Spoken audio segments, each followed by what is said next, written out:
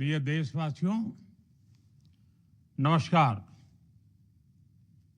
हम सभी ने बीते दिनों में देश का सामर्थ्य और उसका संयम दोनों देखा है। मैं सबसे पहले भारत की पराक्रमी सेनाओं को, सशस्त्र बलों को, हमारी खुफिया एजेंसियों को, हमारे वैज्ञानिकों को, हर भारतवासी की तरफ से सैल्यूट करता हूं। हमारे वीर सैनिकों ने ऑपरेशन सिंदूर के लक्ष्यों की प्राप्ति के लिए असीम शौर्य का प्रदर्शन किया। मैं उनकी वीरता को, उनके साहस को, उनके पराक्रम को आज समर्पित करता हूं हमारे देश की हर माता को, देश की हर बहन को और देश की हर बेटी को ये पराक्रम समर्पित करता हूं। साथियों, 22 अप्रैल को पहलगाम में आतंकवादियों ने जो बर्बरता दिखाई थी, उसने देश और दुनिया को झकझोर दिया था। छुट्टियां मना रहे निर्दोष मासूम नागरिकों को धर्म पूछकर उनके परिवार के सामने, उनके बच्चों के सामने बेरहमी से मार डालना, यह आतंक का बहुत विभत्स चेहरा था, क्रूरता थी। ये देश के सद्भाव को तोड़ने की घिनौनी कोशिश भी थी। मेरे लिए व्यक्तिगत रूप से ये पीड़ा बहुत बड़ी थी। इस आतंकी हमले के बाद सारा राष्ट्र, हर नागरिक, हर समाज, हर वर्ग, हर राजनीतिक दल एक स्वर में आतंक के खिलाफ कड़ी कार्रवाई के लिए उठ खड़ा हुआ।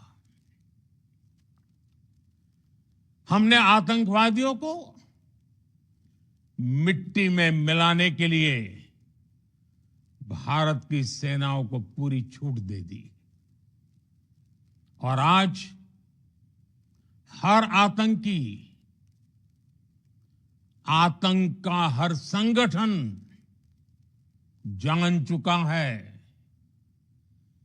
कि हमारी बहनों बेटियों के माथे से सिंदूर हटाने का अंजाम क्या होता है। साथियों, ऑपरेशन सिंदूर ये सिर्फ नाम नहीं है, ये देश के कोटि कोटि लोगों की भावनाओं का प्रतिबिंब है। ऑपरेशन सिंदूर न्याय की अखंड प्रतिज्ञा है।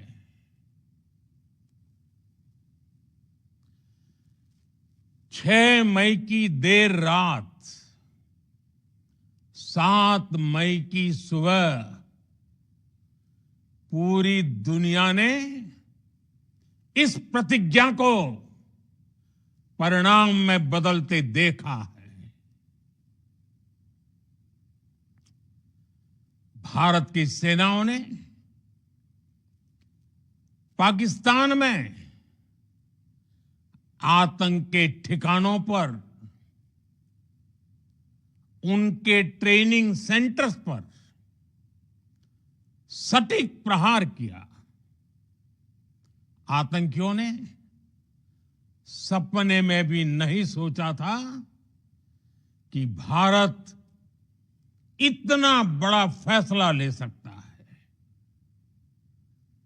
लेकिन जब देश एकजुट होता है, नेशन फर्स्ट की भावना से भरा होता है, राष्ट्र सर्वोपरि होता है,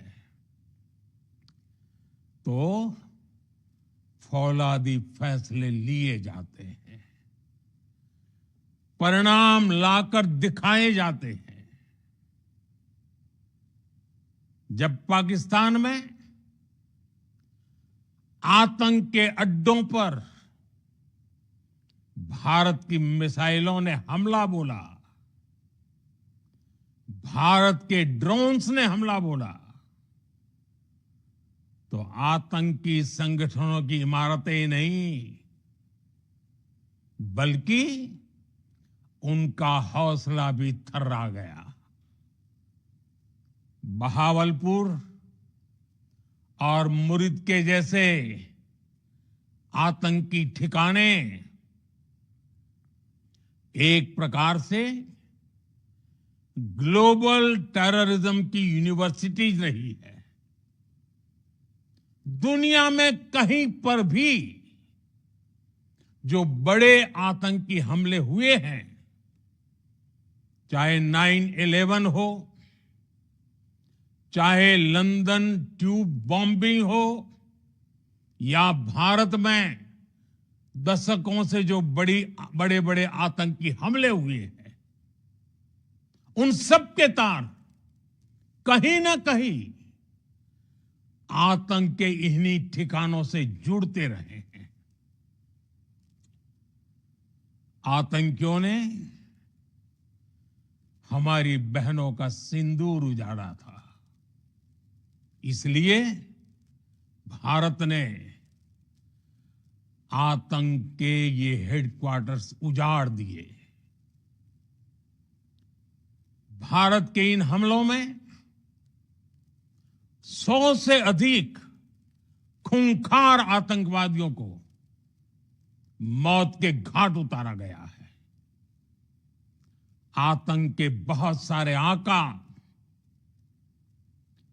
बीते 2.5-3 दशकों से खुलेआम पाकिस्तान में घूम रहे थे, जो भारत के खिलाफ साजिशें करते थे। उन्हें भारत ने एक झटके में खत्म कर दिया। साथियों, भारत की इस कार्रवाई से पाकिस्तान घोर निराशा में गिर गया था, हताशा में गिर गया था, बौखला गया था। और इसी बौखलाहट में उसने एक और दुस्साहस किया। आतंक पर भारत की कार्रवाई का साथ देने के बजाय पाकिस्तान ने भारत पर ही हमला करना शुरू कर दिया। पाकिस्तान ने हमारे स्कूलों, कॉलेजों को, गुरुद्वारों को, मंदिरों को, सामान्य नागरिकों के घरों को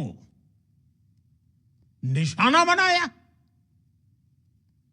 पाकिस्तान ने हमारे सैन्य ठिकानों को निशाना बनाया। लेकिन इसमें भी पाकिस्तान खुद बेनकाब हो गया। दुनिया ने देखा कि कैसे पाकिस्तान के ड्रोन्स, पाकिस्तान की मिसाइलें भारत के सामने तिनके की तरह बिखर गई। भारत के सशक्त एयर डिफेंस सिस्टम ने उन्हें आसमान में ही नष्ट कर दिया। पाकिस्तान की तैयारी सीमा पर वार की थी, लेकिन भारत ने पाकिस्तान के सीने पर वार कर दिया। भारत के ड्रोन्स, भारत की मिसाइलों ने सटीकता के साथ हमला किया।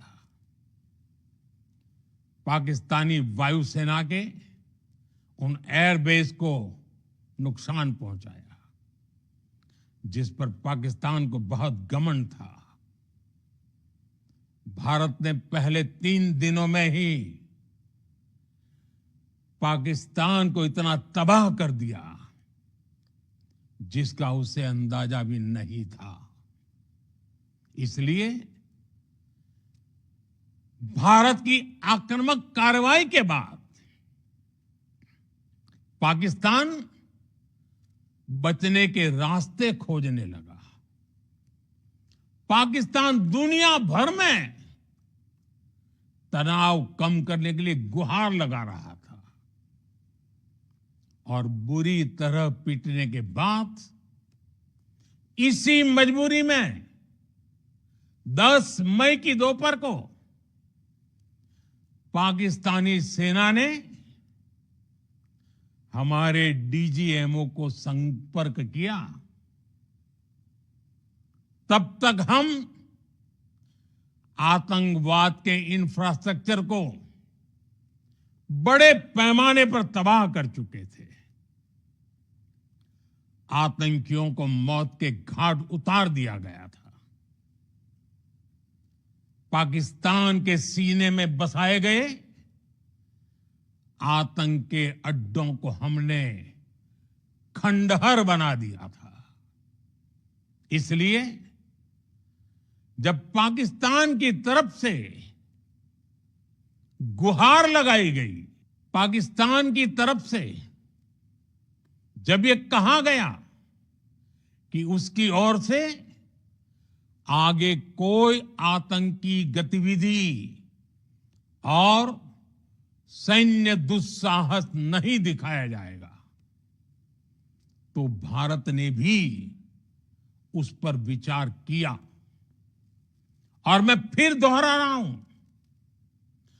हमने पाकिस्तान के आतंकी और सैन्य ठिकानों पर अपनी जवाबी कार्रवाई को अभी सिर्फ स्थगित किया है।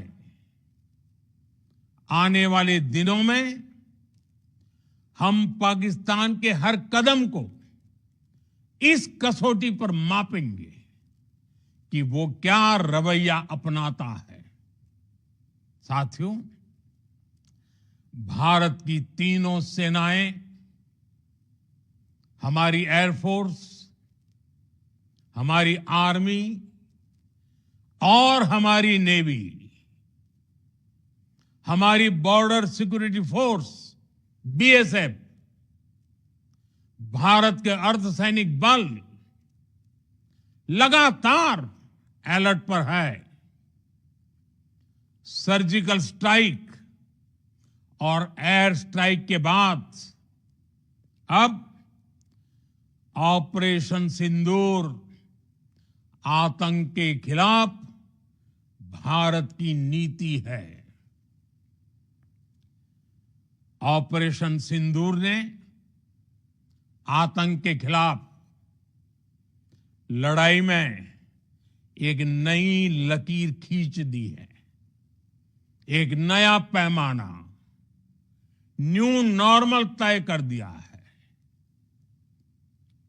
पहला, भारत पर आतंकी हमला हुआ तो मुंह तोड़ जवाब दिया जाएगा।